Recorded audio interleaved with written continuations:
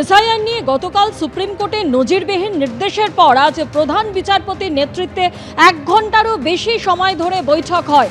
সেই বৈঠকে উপস্থিত ছিলেন মুখ্য নির্বাচনী আধিকারিক, মুখ্য সচিব, ডিজিপি সহ সংশ্লিষ্ট পদাধিকারীরা এবং তাদের নিয়ে প্রায় 1.5 ঘন্টা ধরে সেই বৈঠক হয়। বৈঠকের পর বিজ্ঞপ্তিও প্রকাশ করা হয়। আর ইতিমধ্যে যে খবর, এসআইআর নিষ্পত্তিতে বিচারক নিয়োগের তালিকা প্রকাশ হাইকোর্টের, এনডিপিএস ও পক্সো মামলার বিচারকদের তালিকা প্রকাশ। আরো বিস্তারিত জানতে কথা বলবো আমাদের প্রতিনিধি সৌভিক মজুমদারের সঙ্গে। সৌভিক, কি খবর রয়েছে?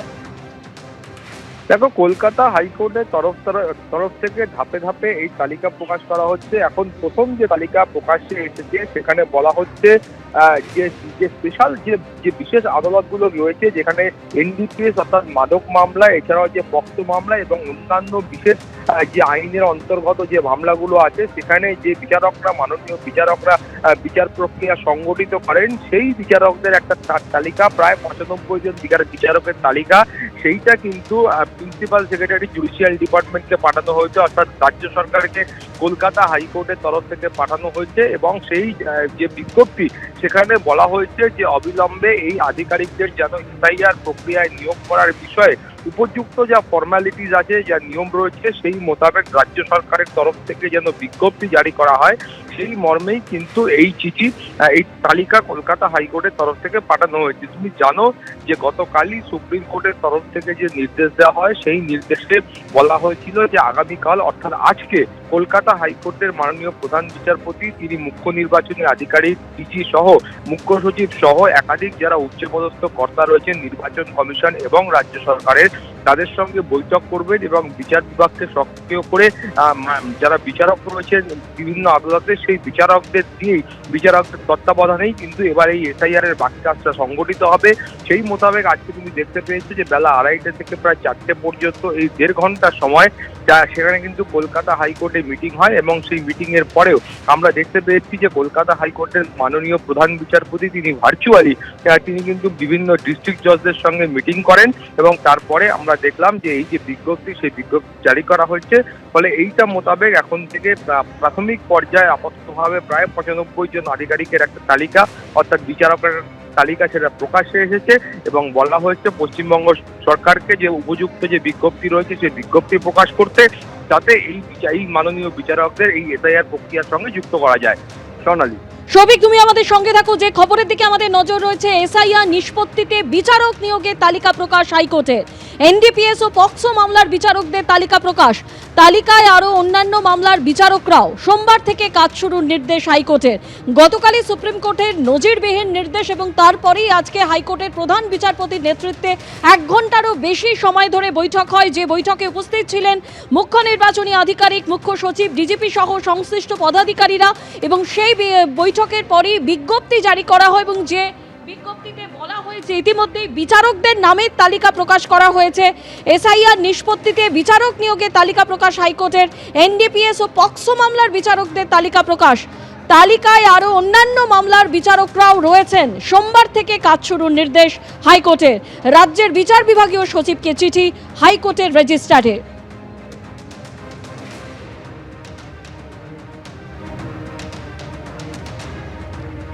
ইতিমধ্যেই আপনারা দেখতে পাচ্ছেন সেই তালিকা। এবং আপনাদের আরও একবার জানিয়ে রাখি যে সিও দপ্তর সূত্রে যেমনটা বলা হয়েছিল যে প্রতি বিধানসভা কেন্দ্র অনুযায়ী 1 জন করে জুডিশিয়াল অফিসার চাওয়া হয়েছে এবং সেই হিসাবে এনডিপিএস ও পক্সো মামলার 100 জন বিচারক ও অন্যান্য কোর্ট থেকে আরও 150 জন বিচারক এই জুডিশিয়াল অফিসার হিসেবে কাজ করবেন।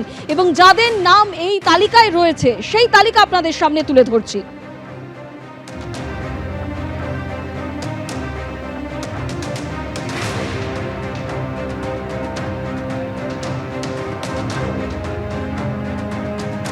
সরাসরি আবারও কথা বলবো আমাদের প্রতিনিধি সৌভিক মজুমদারের সঙ্গে। সৌভিক, সিও দপ্তর সূত্রে যেমনটা বলা হয়েছিল যে প্রতিটি বিধানসভা কেন্দ্র থেকে 1 জন করে জুডিশিয়াল অফিসার চাওয়া হয়েছে। ইতিমধ্যে সেই তালিকা হাতে এসেছে। কতজন বিচারক এই কাজের সঙ্গে যুক্ত থাকবেন, আরও বিস্তারিত তোমার কাছ থেকে জানতে চাইব।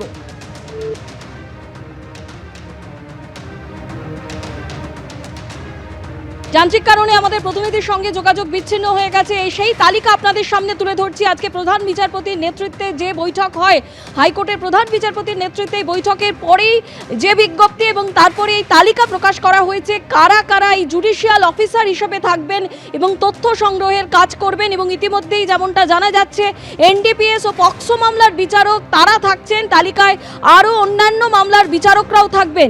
সোমবার থেকে কাজ শুরুর নির্দেশ দিয়েছে হাইকোর্ট। জুডিশিয়াল অফিসার হিসেবে কাজ করবেন এনডিপিএস ও পক্সো মামলার 100 জন বিচারক এবং অন্যান্য কোর্ট থেকে আরও 150 জন বিচারক জুডিশিয়াল অফিসার হিসেবে কাজ করবেন। আপাতত 250 জন জুডিশিয়াল অফিসার নিয়োগ সম্ভব বলে মনে করছে হাইকোর্ট, খবর সূত্রে। টেলিফোনে আমাদের প্রতিনিধি রুমা পাল আমাদের সঙ্গে রয়েছেন। রুমা, সিইও দপ্তর সূত্রে যেমনটা বলা হয়েছিল যে প্রতিটি বিধানসভা কেন্দ্রের জন্য একজন করে জুডিশিয়াল অফিসার দরকার, এবং সেই জায়গা থেকে আমরা দেখতে পাচ্ছি ইতিমধ্যেই তালিকা প্রকাশ করা হয়েছে বিচারকদের। কতজন বিচারক এই কাজের সঙ্গে যুক্ত থাকছেন, ঠিক কি জানতে পারছো?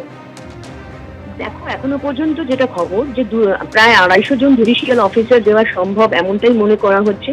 তবে যেহেতু সোমবার থেকে এই কাজ শুরু হবে এবং সেক্ষেত্রে জানিয়ে রাখি যে কালকেই ডিএমরা সমস্ত ভেন্যু দেখবেন যে কোথায় এটা করা যায় এই যাচাই এবং কাজটা, এবং সেক্ষেত্রে বিকেলে জুডিশিয়াল অফিসারদের সঙ্গে ভিডিও কনফারেন্সও হবে, সেটা হাইকোর্ট থেকেই হবে। অন্যদিকে জানিয়ে রাখি যে প্রায় 100 জন জাজ এনডিপিএস অ্যাক্ট এবং পক্সো অ্যাক্ট এবং তার সঙ্গে অন্য যারা স্পেশাল কোর্টের রয়েছেন সেক্ষেত্রে বিচারকরা যেমন থাকবেন, সেক্ষেত্রে আরো এরকম প্রায় 250 জন থাকবেন আপাতত, এখন অব্দি সেরকমই জানা গেছে। এবং সেক্ষেত্রে যদি জানিয়ে রাখি যে যেহেতু কমিশন মনে করছিল যে প্রত্যেকটা যে বিধানসভা ক্ষেত্র অনুযায়ী যাতে 294, সেক্ষেত্রে যদি জুডিশিয়াল অফিসার পাওয়া যায়। আপাতত সোমবার থেকে যেহেতু কাজ শুরু হচ্ছে এবং খুবই বলা যেতে পারে একদম সিসিটিভি থাকবে যেখানে কাজ শুরু হবে এবং কোথায় কোথায় কোন ভেন্যুতে কাজ হবে সেটা অবশ্যই কালকে ডিএমরা সেটা ভেন্যুরা দেখবেন এবং সোমবার থেকে কাজ শুরু হবে। অন্যদিকে বলি রাখি উত্তর কলকাতার বিষয়টা বলি রাখি, উত্তর কলকাতাও কিন্তু যেমন উত্তর কলকাতার ক্ষেত্রে যে সমস্ত বিচারকরা থাকবে এবং কমিশনের প্রতিনিধিরাও কিন্তু একটা কালকে জরুরি বৈঠক করছেন, সেটা হচ্ছে যেসব বিল্ডিং এ হবে।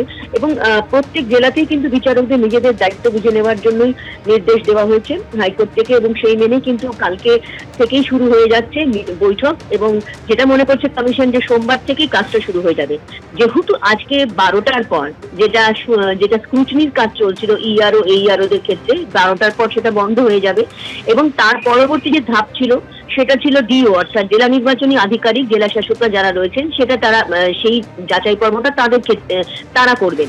কিন্তু এখন যখন দেখা যাচ্ছে যে পরিস্থিতি সুপ্রিম কোর্টের নির্দেশে এখন পরিস্থিতি অন্যদিকে গেছে এবং সেক্ষেত্রে অবশ্যই যারা বিচারকরা রয়েছেন তাদের নজরদারিতে কিন্তু এই তথ্য যাচাইয়ের কাজ শুরু হবে এবং সোমবার থেকে হবে।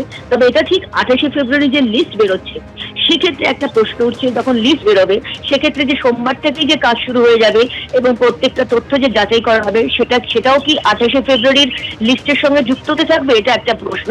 অবশ্যই সেটা কমিশন স্পষ্ট করবে যে সেক্ষেত্রে যখন সোমবার থেকেই কাজ শুরু হয়ে যাবে সেক্ষেত্রে যখন যত যাচাই এবং নিষ্পত্তির কাজ শুরু হবে সেটা ওই 28 তারিখের লিস্টে গিয়ে সাথে যুক্ত হবে কিনা সেটা কমিশন অবশ্যই স্পষ্ট করবে। তবে এখনো পর্যন্ত যা খবর 250 এরকম রয়েছেন যারা জুডিশিয়াল অফিসার সেটা কাজ করবেন, সেক্ষেত্রে সোমবার থেকেই সেই কাজ শুরু হবে। এখনো পর্যন্ত যদিও তালিকা যেটা কমিশনের তরফ থেকে বলা হয়েছিল রাত 12টার পর যখন আজকে স্ক্রুটিনি পর্ব শেষ হবে সেটা কালকে এসি ওয়াইজ এবং ডিস্ট্রিক্ট ওয়াইজ যেটা কতজন এই যাচাইয়ের আওতায় পড়ছেন সেই তালিকাটা কালকে কমিশন জানাতে পারবে।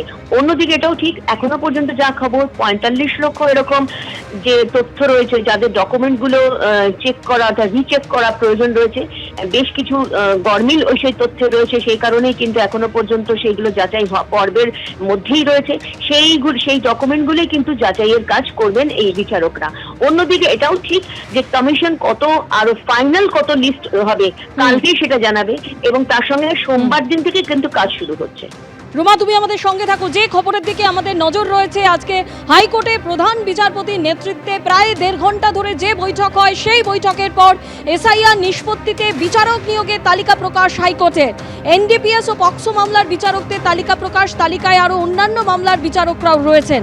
সোমবার থেকে কাজ শুরুর নির্দেশ হাইকোর্টের। এবিপি আনন্দ, এগিয়ে থাকে, এগিয়ে রাখে।